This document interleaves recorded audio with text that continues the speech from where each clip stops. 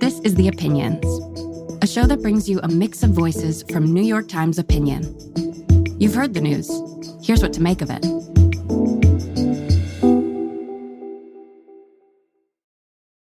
I'm Alexandra Sifferlin, and I'm a health and science editor for New York Times Opinion.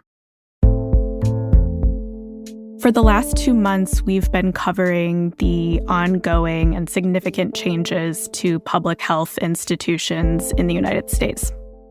We're starting to see how the cracks in the system are playing out. This morning, new numbers show the measles virus spreading like wildfire. 15 states across the U.S. are now reporting cases of measles. However, a majority of the cases are centered in Texas and New Mexico, with at least 2 unvaccinated people dying in connection. Amid that, the new Secretary of Health and Human Services, Robert F. Kennedy Jr., is blaming the toll on poor diets and lack of exercise. The best thing that Americans can do is to keep themselves healthy. It's very, very difficult for measles to kill a healthy person. I'm with my colleague, Jessica Grose, who has been writing about RFK Jr. and why he and some of his particularly controversial views have become so prevalent and popular. Great to see you, Jess. Thanks so much for having me.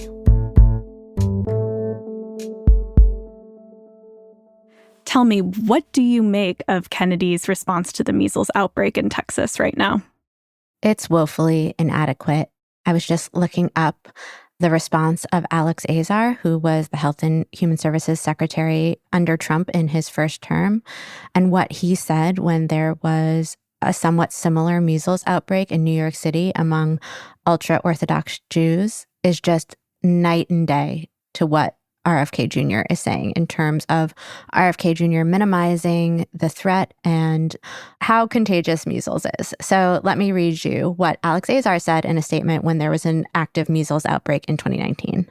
Measles is not a harmless childhood illness, but a highly contagious, potentially life-threatening disease.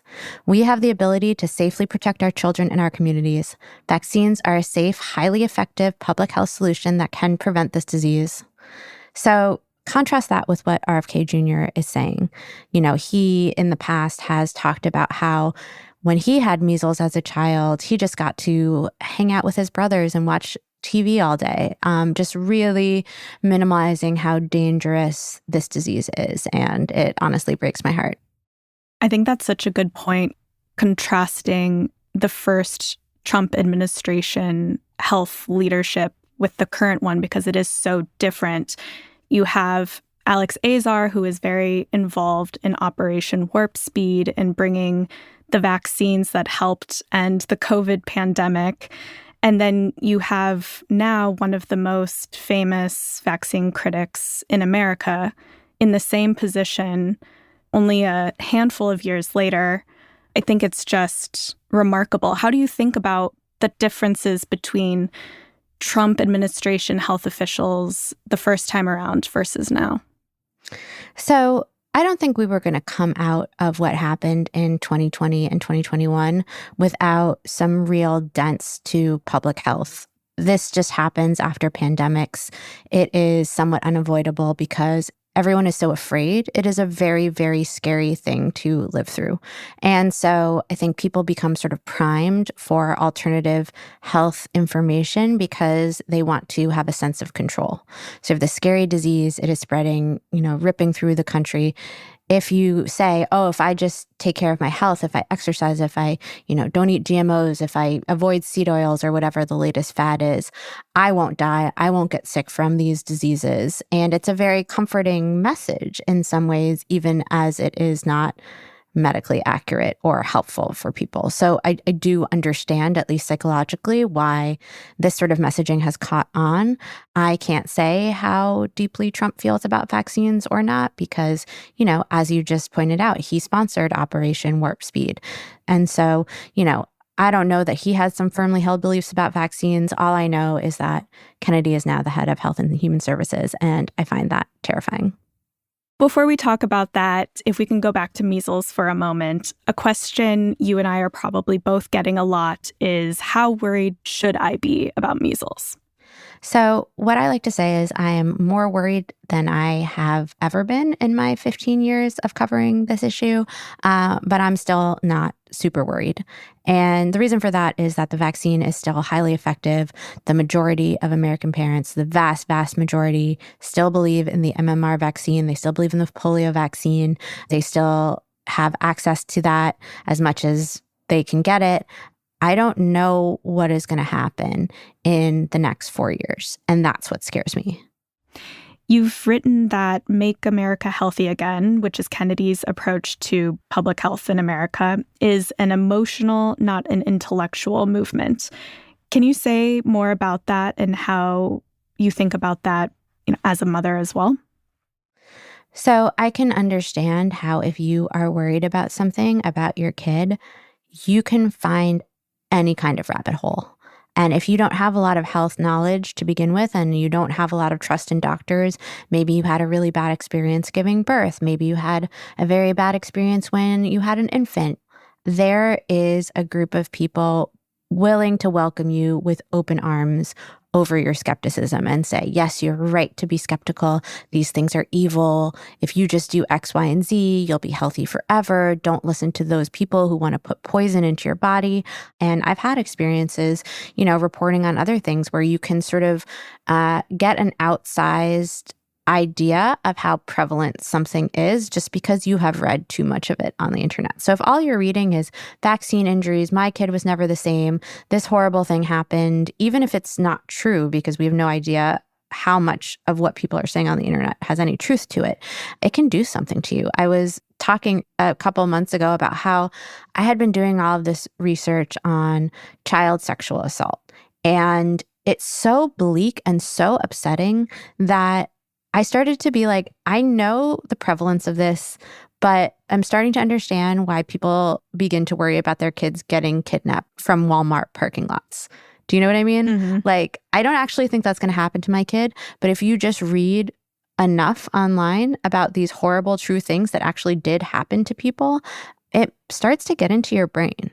And it's very hard to combat when they've really, really fallen down the rabbit hole and become a true believer, because you can show them all sorts of charts and graphs and say, look at the life expectancy in, 1910 versus today. That's all because of vaccines and antibiotics. And they'll have their sort of alternative facts that are not true. You've written about how Kennedy's ideas are not particularly new. Where does this movement and Kennedy's ideas come from? So I spent so much time trying to understand how RFK's coalition made sense intellectually because, we've spent a lot of time talking about vaccines, but he has a lot of fellow travelers who are not anti-vaccine. They're pro-psychedelics, or they have other sort of random health beliefs. They love raw milk. And so I kept trying to make it make sense. And I said to my editor, you know what this really reminds me of? This movie, The Road to Wellville, which was a movie that was in the 90s about an alternative health practitioner named John Kellogg, who started the cereal company with his brother. Sex is the sewer drain of a healthy body, sir. Any use of the sexual act other than procreation is a waste of vital energy. Wasted seeds are wasted lives. In researching Kellogg, I found this guy, Bernard McFadden, and in the late 19th century and early 20th century, there were a lot of the same alternative health ideas that we see among RFK fanatics, but also just health influencers on social media. So what was happening in 1919 in the United States? There was the Spanish flu pandemic, which was terrifying. Back then, it truly was very dangerous for children. So many children under 5 died. The life expectancy was, decades lower than it is today because we did not have vaccines and antibiotics and, regular sanitary procedures. Like, it's just, when you read the accounts of what medicine looked like in, the late 1800s, early 1900s, it's scary. And so the ideas that were percolating then and caught hold kind of made more sense. It wasn't just about the fear. It was because medicine really was a failure. I think what we're seeing right now is a little different. I think medicine has become a bit of a victim of its own success. So many things that used to kill so many people have forgotten how dangerous those things are. So it's the raw milk. I recently started integrating just raw forms of dairy back into my diet after doing no dairy for 4 months, and I've had zero issues. Anti-vaccines. Again, I am a proud anti-vaxxer, okay? Distrust of the American Medical Association, sunning yourself, cold plunges. My health would not be what it is if I didn't use cold therapy. What is that? That can mean just like this whole set of, seemingly plucked from random ideas, but that have been in the American bloodstream for a really, really long time. Mm-hmm.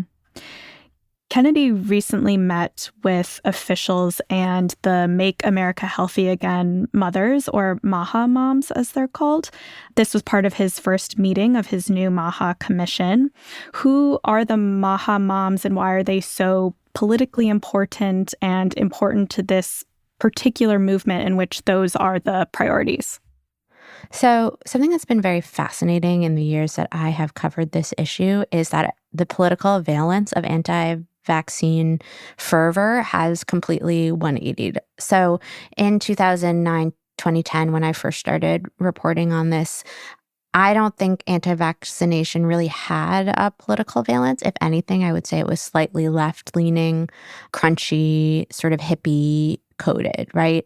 But this fully flipped in 2020 and 2021, and it became very, very right-wing, pretty Christian, this very sort of individualistic worldview, and a worldview that often is very much about God's plan. I just want to read you a quote from The Atlantic of the father who lost his daughter in the measles outbreak. "The death of his daughter, Peter told me, was God's will. God created measles. God allowed the disease to take his daughter's life. Everybody has to die," he said. "It's very hard, very hard." So this is not really RFK, but that is the group of people that he has lined up behind him. This sort of religious, crunchy Christian thing. And they are somewhat part of the Venn diagram of Trump supporters already, right? Because he has tremendous support among white evangelicals. To follow up a little on the political importance of the Maha moms, I'm curious if you feel like there's anything about the culture of parenting today or the pressures that American parents feel that can make someone more susceptible to these kinds of beliefs right now in this particular moment. I do think that we're in such an individualistic moment, and there is this idea in American parenting that anything that goes wrong with your kid is your fault. Anything good that happens is because of something you did. Anything bad that happens is also because of something you did. So if that is the background noise to your parenting decisions, every single thing you do, you think will have deep and permanent consequences. And so that sort of individualistic mindset is very challenging for public health because you're not going to convince people with part of why you're getting the measles vaccine is because it helps the community. It helps people who can't get vaccinated themselves. Everything that happens to my kid is my fault, my honor. I think it all kind of goes along with that. I think this also brings up the question of trust. And we've seen significant changes at the health and science agencies like the CDC and the NIH, including recent layoffs, among other things. Now, these agencies will or are being led by figures like Kennedy, who have been longtime vocal critics of them. And this is a moment in time in which those agencies, especially post-pandemic, have a lot of critics, and those criticisms have a lot of purchase among Americans right now. But once you've made sweeping changes and you are in charge and you become the face of the agency, how does that shift from outsider critic to insider leader potentially affect how these agencies are going to be perceived by Americans? Is this helpful for rebuilding trust in public health, or are we just going to see a further backlash? I think it really remains to be seen. I think most parents really love their kids not getting polio. And so I could almost see a renewed support for science and scientists, even if there is less trust in the CDC. So there might be this sort of, we don't trust the federal government on health, but we trust, the New York State Department of Health because they're doing X, Y, and Z. And we trust the doctors at the local hospital more because we know that they're going to give us the help we need. So I think we might see this sort of asymmetrical trust happening. That's my hope. My fear is that people will just trust nothing, and it will further devalue all this important work that needs to get done. Jess, thanks so much for joining me. I'm so happy to be here anytime.